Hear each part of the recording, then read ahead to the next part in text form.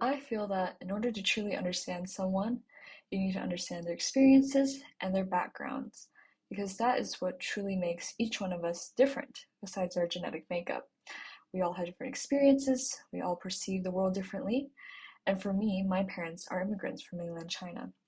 They came to this country with very little, and they worked hard, they sacrificed a lot in order for their children, for me and my siblings, to have greater opportunities. And so, because I grew up in that surrounding, I came from very humble beginnings, but I was able to witness the fruits of hard work.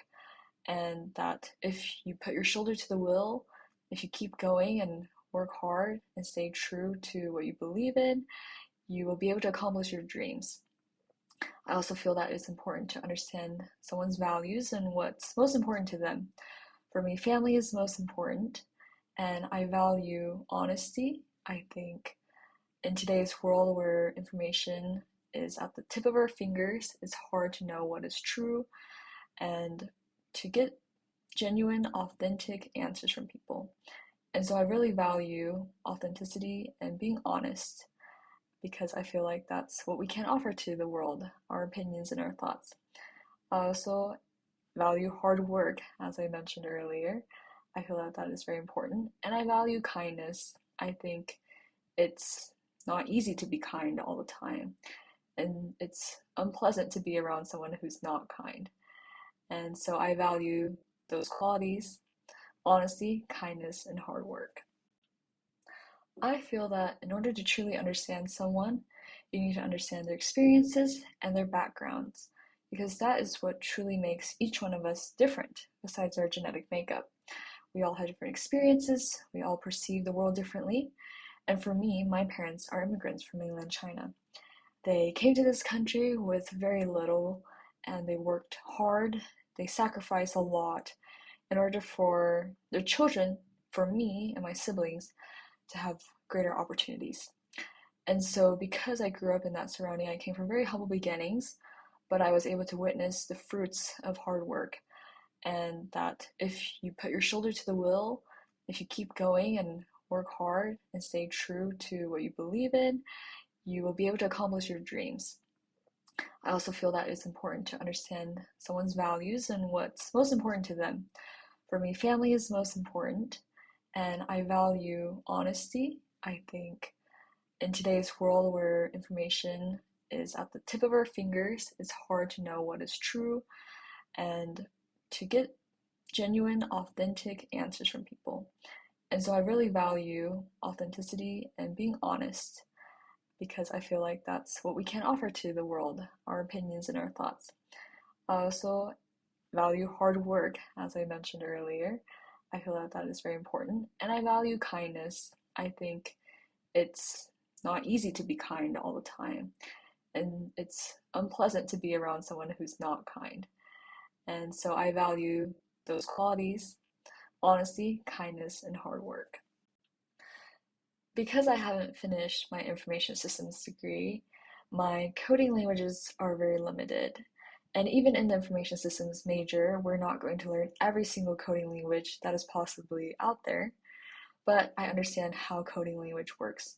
I understand how to problem solve to take a task and to break down the steps logically by creating a flowchart and understanding what the consumer sees and thinks while using the program and how to execute that.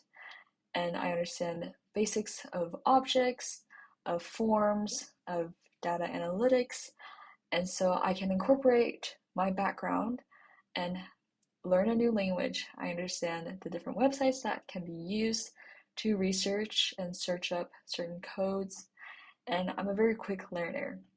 So although I might not know what specific coding language Weave uses for their programming software, I'm able to learn rather than starting completely from scratch. I can build upon my background and the basic foundation that I already do have. My ambitions for the future is not to solve world hunger or to end the clean water crisis, even though those are worthy endeavors. I feel that my goals are ultimately to become the best version of myself so that I can better help other people. I think knowledge is very powerful. I love learning and growing and absorbing all the information that I can in order to better myself so that I can better understand other people, understand their experiences, and better help them. I feel that if I don't understand things, then I'm at a disadvantage and I'm not in a position to help others for good. I want to help those in my sphere of influence, whether that's family, friends, coworkers, to tap into their potential as well, so that they may have happier lives, that they may find joy. And ultimately, my goal is just to serve everyone that I possibly can and to be better than I was the day before. Continual progress and improvement day by day. I feel that I do have the potential to be a good leader because I care deeply about the people around me, the people that are on my team, and the people that I do have stewardship over. I feel that leaders aren't people that are in the front, leaps ahead and walking super fast and dragging everyone along, but a leader is someone who walks with people, who listens to them, who cares about them, who is aware of each individual and their specific needs, what they yearn for, what they care about, what they're worried about, what are their weaknesses and strengths. A leader is someone who sees their people's potential and helps them to unlock that potential with resources, with supportive comments, with good feedback, with encouragement. And so I feel that because I care about those around me and because I care about their well being and unlocking their potential, I will be a good leader as I continue to listen and help in every way that I can and not micromanage. Three adjectives to describe me are: first, open minded. I feel that because I come from a different culture and growing up in Houston, the most diverse city in the United States, I met a lot of people from different backgrounds and who had very different experiences from my own. And so I was able to absorb all of that and to keep an open mind. I think it's not necessarily that I accept everything that I do here, but I take the information in and analyze it and see if I agree with it, or just to understand other people's perspectives and see things from a different view other than my own. And so I try to keep my mind open to learning. Second, I would say I'm classy. I love fashion and I love very clean, minimalistic, elegant looks that are stylish, but also are very sophisticated.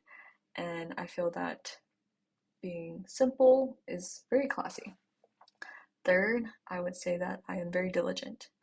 When I set my mind on something, I will accomplish it and I will go and do it. I think it takes practice, of course. Distractions come up or procrastination, but when I have a goal in mind, I break it down into steps and I know exactly what I need to do to get there. And because of the way I grew up, I work hard to accomplish my goals and my dreams.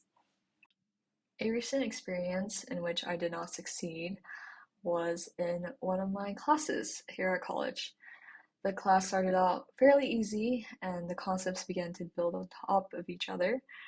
But by the end of the class, the concepts went way over my head, and I didn't do as well as I was used to on some of my assignments because the course got harder. And I think because I had a lot of pride, I didn't want to ask anybody for help. I felt that I could learn the information on my own. And now looking back, I recognize that it's okay to ask for help. Everybody needs help. It's okay to admit that you don't understand something. It's not a sign of stupidity. I feel that it's more dumb to not ask for help and to be prideful. And whenever you do need help, there are resources available to us. Of course, we should try on our own to accomplish and to fix it, but we should give up our pride and ask for help when needed. If I found out that one of my peers was falsifying records, I would be a little bit on edge. I think I would be surprised, first of all, but I cannot assume anything until I ask the source directly. And so I would go and talk to him or her in a very non-threatening way. I would ask, hey, I noticed that some of these expense records are not adding up. Can you explain to me your perspective? It's important to seek to understand before being understood.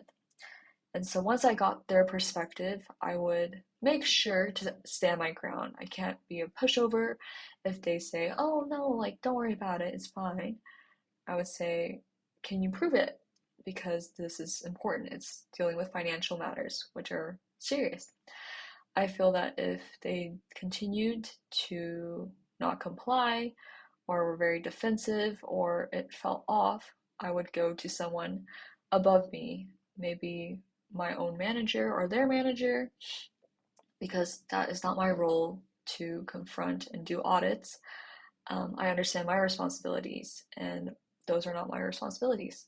And so I go to someone who is more capable of dealing with the situation and asking them for their advice and letting them know of the situation, and they can proceed according to the different guidelines or policy that the company has set forth. I've recently taken this public speaking class, and it started out kind of rough because public speaking was one of my fears. And I had a lot of anxiety. I was very nervous and fidgety. I would play with my hands. My voice would quiver. I didn't have a lot of confidence. And I would sway. Just a lot of anxiety built up. And I felt like people were judging me or they didn't care about my topic. And with practice, I've definitely noticed that those weaknesses have become strengths now. I still have those butterflies in your stomach, nervous, anxious feelings, but now I feel that as I prepare and as I practice, it's gotten easier. I feel that preparation is key in public speaking so that you feel comfortable with the material and you can go in with confidence. I feel that now one of my strengths is being genuine and authentic with my audience. I'm able to share my personal experiences, which really helps me to connect with my audience members.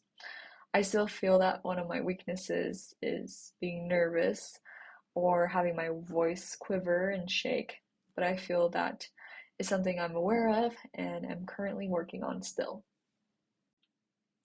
If I was shrunk to the size of a pencil, I feel like pencils are a bit longer, and so I would use the food left over, maybe it's from a smoothie, and use it to climb out.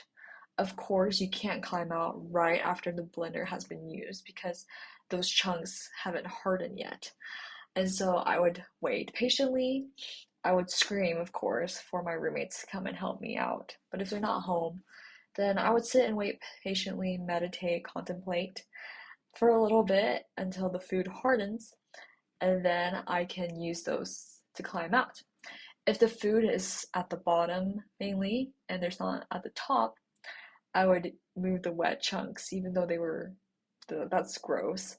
I would move it to the position that I want it. Maybe I move it higher or maybe lower for my footing, and I would then wait for it to dry. So that way, when the time does come, I'll be able to quickly use those steps that I built to climb out of the blender.